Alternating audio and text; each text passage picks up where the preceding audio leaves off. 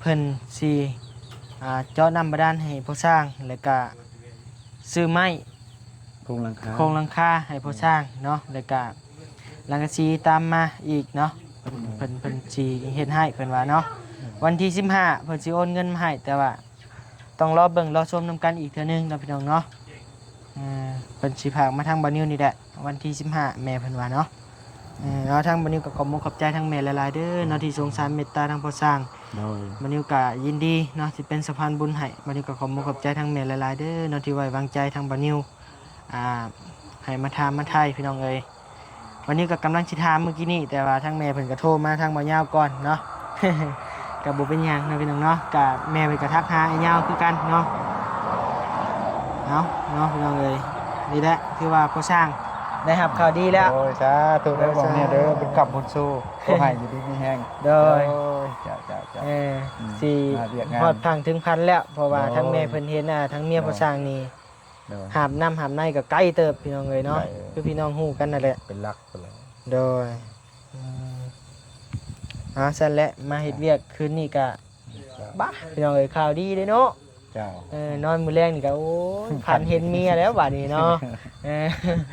จ้า สิได้เงินงามอยู่แล้วบ่สร้างก็ได้ จ้า โอเคแล้วล่ะเนาะว่าวันนี้ก็ขอบมุกขอบใจทั้งแม่อีกเทื่อหนึงเด้อเนาะไปลงมือดีใจแหละบ่มีเมื่อยแล้วมื้อนี้ บ่มีเมื่อยแล้วมื้อนี้ มีทั้งแม่เพิ่นเอ็นดูสงสารพี่น้องเลยเนาะใช่สิมากินน้ำมึดแล้วบ่น่ะ น้ำต้มอยู่เฮ้ยมาเด้อ โอ้เครียดเด้เครียดอ้ายเด้เครียดแฮง เด็กกินข้าวใหม่นี่ ข้าวใหม่บ่ฮักข้าวใหม่คือแล้วแท้น่ะ เอ้าข้าวใหม่มันเป็นอะไรเด้ บ่ เป็นต้นแน่เด้เป็น เอาไม่ปลามันปลามีอยู่ ใครเอามาน่ะ ทำไมจะเข้ามันแต่ว่านี่บอก บ่วันไปได้ดอกปลานี่ฮะสบายดีเด้อว่าภาษาเด้อสบายดีเด้อลีเด้อโดยใช่ฮะบ่เห็นจังไดเห็นอยู่แต่ว่าบ่เห็น เบื่อหมดกินไง เอ้ยพาย นะ พาย พาไปบ่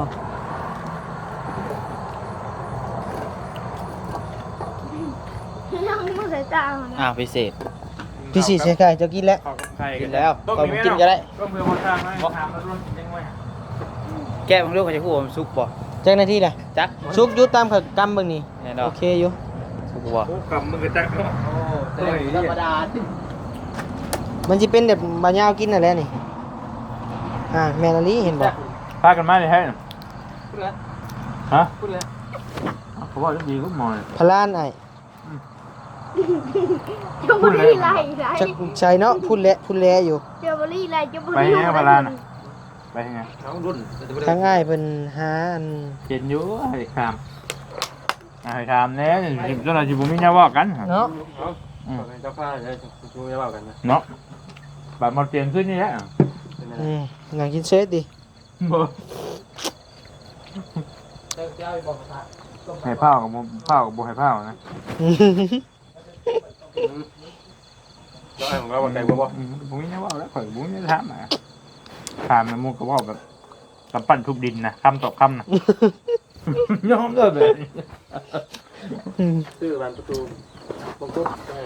ย้ายซื้อแล้วนะ นั่นแหละพี่น้องไง แซ่บดีนี่ ไปหดใช้แล้วเฮือนละ หันไปเงี้ยนะ ยังจะกินบะกุ๊บเลย เฮ็ดง่ายอยู่วะ เติมมีเลย บ่ได้กินข้าวบ่ชวนแซ่บบ่เลยกินข้าวแซ่บ เอ้า เดี๋ยวพอดีพังยากอยู่นะบอลี่ยิงถอกกับมาชวนแล้ววะ แซ่บลิดิ แซ่บไปเลย บ่หอมกรุบ โบแม่กำลังต้มไข่พออยู่ หอมกรุบอยู่ ไอ้ผ้าเบิ่ง นี่ฮะ ทำไมเป็นยัง เคลียร์ก่อนเฮ้ยอะไรกับมัน6 โพดนี่ ว่าแมนยูมีได้บ่ลีนเฮ็ด มักได้นั่นบ่ ยูมีนะคักเลย โอ้ย หูบางตา นี่เด้อนี่เป๊ปซี่ซื้อมาแต่ห้านผู้สาวเพิ่นนี่ สาวใช่น่ะ โอ้วันสิพาเจ้าว่างๆไปนั่นเพิ่น อย่าพึ่งมันบ่สุกอันนี้ฮะ หัวเขาหัวกระสิจกมากิน เราอยากได้ผัวเหรอ โอ้วันนี้ได้โสดอยู่ อายุ29 ปี จุดเอื้อยพอดี ได้บ่สักก็ปีได้แต่ว่างามอยู่ไหน งามบ่ โอ้ยอย่าเผาเว้าไปเบิ่งหน้างานอยู่ โอ้ยเบาลี่นี่เนาะ เนาะบ่เนาะ บ่เพิ่นนั่น ทานได้น่ะ ไปช่วย เป็นเอาใจคักได้น้องเอ้ย แม่น บ่ บ่เฮาเคยไปช่วยนั่นนี่แล้วก็เพิ่นมาแบก ห้านได้ห้านนี้บ่ บ่แล้วคนละห้าน โอ้ ทางแวกกบตาลนี่ทำ โอ้ อย่าพาไปนะเว้ยคำว่ามือ เรา ว่าง คันชิเว้าก็อยู่ เราขายเครื่อง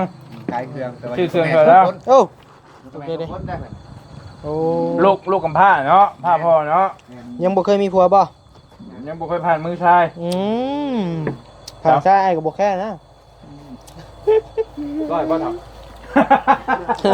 แต่ว่าหยอกเลยสิ ลูกชายเขาไปจีบได้บ่เนี่ย ขออนุญาตได้อขออนุญาตได้อสาวว่าถ้าเบิ่งคลิปอยู่กันเลย เอาลงอยู่ เรา ว่าก ำลังลูกผู้ชาย ว่าเนี่ย วันนี้กำลังลูกผู้ชายมักไปเรื่อย อ่า เข้าล็อกมานิ้วนะเป็นไปแล้วก็มา อืม หนักใจเห็นแล้วมันใจเสมอเขาแหละ เป็นไฟใจก็มักบ่ หมักความสามัคคี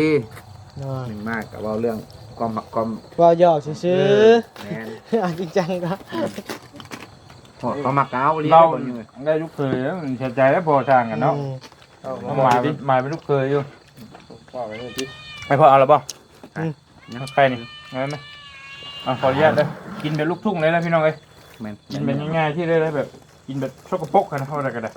กินแบบตายหิวนะ ขออนุญาต โอ้หิวเติม หิวพอดี หิวมาแต่โบราณต้องค้อนเนาะบ่หิว โอ้มึงบ่ได้กินหยังเด้ ว่าทำแล้วอยู่ มากับคำล่ะ ใครอยู่ทางหลุดดีทางหลุดค้อนเฮ็ดจุกจัก บ่ได้ดีเด้ ทางเขาได้อยู่บ่ ได้กับบื้นเขาแหล้ว ฝนตกหน่อยเนาะ ได้กับบื้นแล้วคือเจะเห็นมันเป็นคุมเป็นร่อง น้องนิ้วได้กับรถบอดี้ก็ได้ ได้อยู่ ๆเราบริยังได้เล จะ ย เฮิงแหละก็คือเพื่อนน้องพันธุ์ เข้าไปบ่ มา เจ้าจะเข้าไปบ่ บ่ยังไปอะ จักโมงเจ้ากลับ มี มา โอกาสก็สิไปเยี่ยมน้องเพิ่นนั่นแหละ คืนนี้ มื้อใดล่ะ พาเพิ่นไปหาหมอจักโมงกลับมาเพิ่นเบิ่งคลิป 12โมง โอ้ ก่อนเฮือนไอ้ลี่ออกจังโมง11โมงเนาะ อืม พร้อมกันแล้ว พร้อมกันนะ เพิ่นเบิ่งคลิปเจ้าพอดีโทรศัพท์อยู่ในเกิดรับเลย โอ้ FG ตัวยงลีพอเท่านี่ มันตอนนั้นเด้ตอนนั้นเราคุยกับลูกบ่ผู้ชายหน่อย แม่น น้องเทพเด้นี่ น้ำ เพิ่น ปั้น ให้ยอมรับมันนี่แก้เถื่อนอนเลยคืนว้ามักกระหนัง พอนั่นสิยัง อะไร น้ำกินน้ำเคี้ยว ดำบ่ 2 ขวดเลยนี่พุ่นนี่ กินลายประวานได้เฮา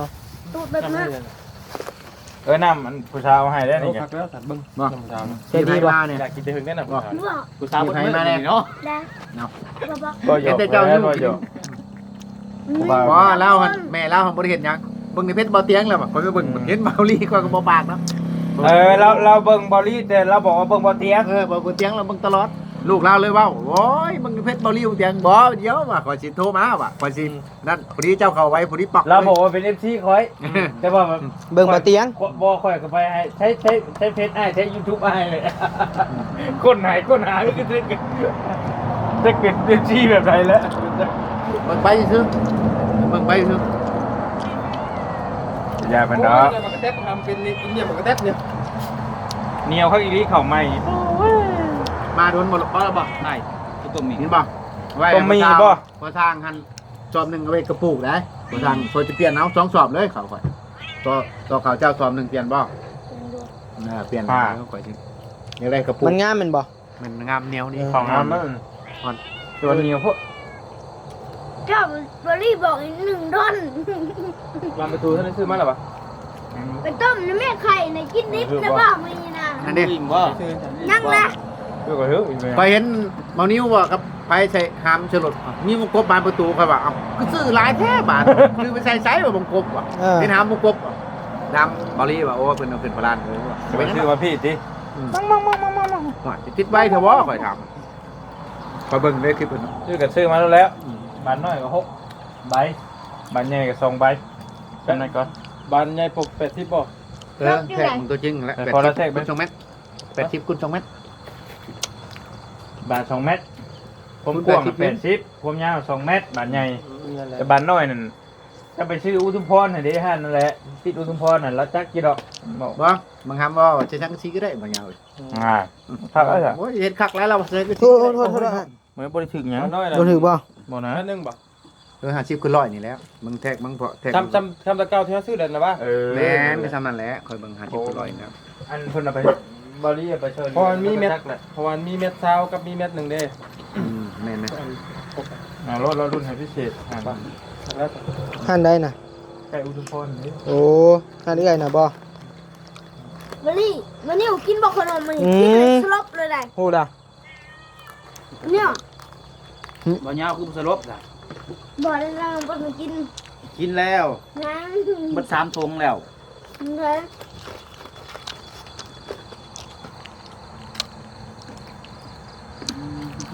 จะเรื่องเลิกจะมือเพื่อนจะสิสลบ เป็นหยัง